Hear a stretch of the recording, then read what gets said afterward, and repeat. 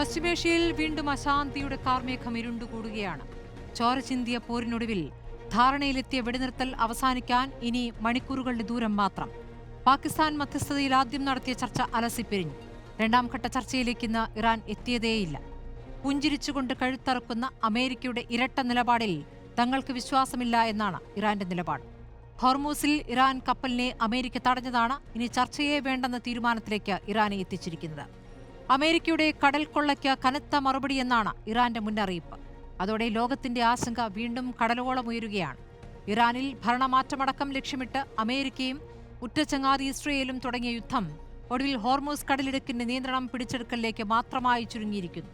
പശ്ചിമേഷ്യയിലെ അശാന്തി നിറഞ്ഞ പോരിന്റെ ദുരന്തം ലോകരാജ്യങ്ങളിൽ എണ്ണവില വർധനയായും പാചകവാതക പ്രതിസന്ധിയായും അലയടിക്കുകയാണ്. രണ്ടാം വട്ട ചർച്ച നടക്കാനിരുന്നാൽ ഇറാന്റെ അന്ത്യം എന്നാണ് ട്രംപിന്റെ മുന്നറിയിപ്പ്. വെടിനിർത്തൽ കരാറിന്റെ സമയം കൂടി തീരുന്നതോടെ ഇനി എന്ത് എന്ന ആശങ്കയിലാണ് ലോകം. കടൽ കൊള്ളക്കാരോ എന്നതാണ് ചോദ്യം.